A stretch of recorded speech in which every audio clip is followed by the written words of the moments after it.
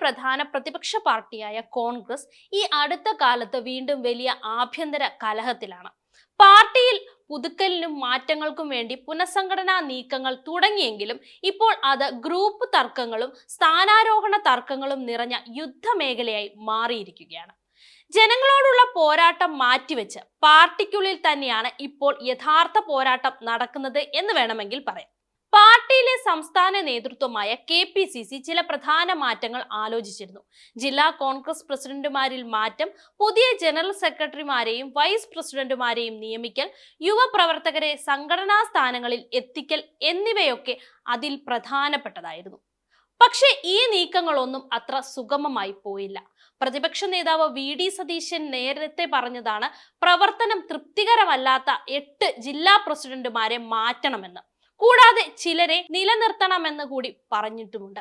അതായത് ഉദാഹരണത്തിന് കണ്ണൂർ, മലപ്പുറം, കോഴിക്കോട്, എറണാകുളം തുടങ്ങിയ ജില്ലകളിലെ പ്രസിഡന്റുമാർ.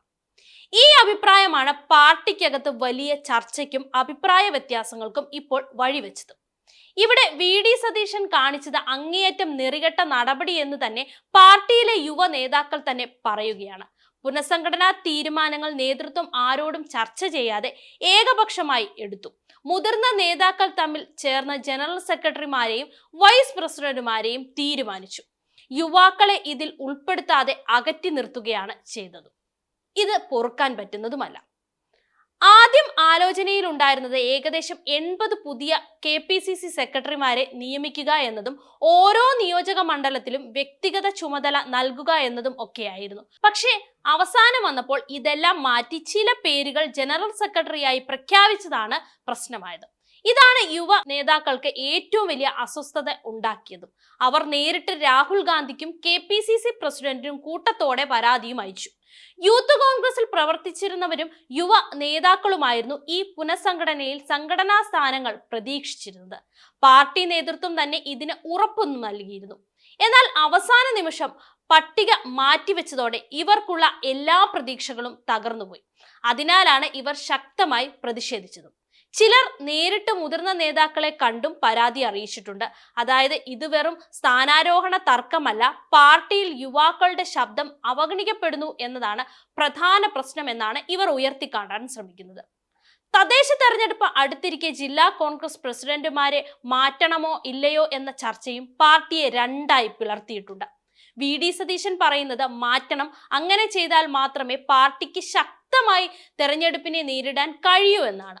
എന്നാൽ ഇപ്പോഴത്തെ ഘട്ടത്തിൽ മാറ്റം വരുത്തുന്നത് തിരിച്ചടിയാകുമെന്നാണ് KPCC പ്രസിഡന്റിന്റെ നിലപാട്.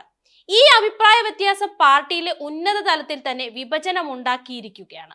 തിരഞ്ഞെടുപ്പ് മുന്നോടിയായി ഉണ്ടായിരിക്കേണ്ട ഒരുമയും ഉറച്ച തന്ത്രത്തിലും പകരം കലഹവും അനിശ്ചിതത്വവും മാത്രമാണ് ഇപ്പോൾ കോൺഗ്രസ് പാർട്ടിയിൽ കാണുന്നത് പോലും. കോൺഗ്രസ് കേരളത്തിലെ ജനങ്ങൾക്ക് ഒരു ഭരണമാറ്റത്തിനുള്ള പ്രതീക്ഷ നൽകേണ്ട പാർട്ടിയാണെങ്കിലും അവർ ഇപ്പോൾ ചെയ്യുന്ന കാര്യങ്ങൾ സ്ഥാനാരോഹണത്തിൽ ഗ്രൂപ്പുകൾ തമ്മിലുള്ള കളികൾ മാത്രമാണ്. യുവാക്കളുടെ ശബ്ദം പോലും പാടെ അവഗണിച്ചുകൊണ്ട് പ്രധാന തീരുമാനങ്ങളിൽ വ്യക്തതയുടെ അഭാവം ഉണ്ടാവുകയും ചെയ്യുകയാണ്. ഇതെല്ലാം ജനങ്ങൾക്ക് പാർട്ടിയോടുള്ള വിശ്വാസം കുറയ്ക്കുകയേ ചെയ്യുകയുള്ളൂ. പുറത്ത് എതിരാളികൾക്കൊപ്പം പോരാടേണ്ട പാർട്ടി അകത്ത് തന്നെ പിണങ്ങി നിൽക്കുന്ന സ്ഥിതിയാണ് ജനങ്ങൾ കാണുന്നത്. ഇത് അവരെങ്ങനെ വിശ്വസിക്കും? കോൺഗ്രസിന് ഇന്ന് ഏറ്റവും വലിയ ശത്രു എതിർകക്ഷിയല്ല, മറിച്ച് അവരുടെ തന്നെ അകത്തെ വിഭജനവും അപ്രാപ്യവും തന്നെയാണ്. പുനഃസംഘടന ഒരു നല്ല അവസരം ആക്കാമായിരുന്നു. പുതിയ നേതാക്കളെ മുന്നോട്ട് കൊണ്ടുവരാനും യുവാക്കളെ പ്രോത്സാഹിപ്പിക്കാനും പാർട്ടി ശക്തമാക്കാനുമൊക്കെ അത് സഹായിക്കുമായിരുന്നു. പക്ഷെ സംഭവിച്ചത് മറിച്ചാണ്.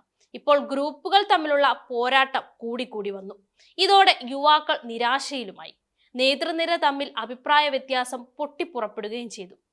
ഇങ്ങനെയെങ്കിൽ അടുത്ത തെരഞ്ഞെടുപ്പിൽ കോൺഗ്രസിന് ജനങ്ങളുടെ വിശ്വാസം തിരിച്ചു പിടിക്കാൻ വളരെ ബുദ്ധിമുട്ട് നേരിടേണ്ടി വരുമെന്ന് ഉറപ്പാണ്.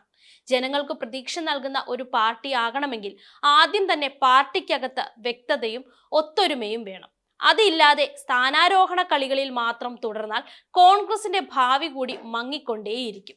ജനങ്ങൾ കോൺഗ്രസിനെ നിഷ്കരണം തള്ളിക്കളയുകയും ചെയ്യും.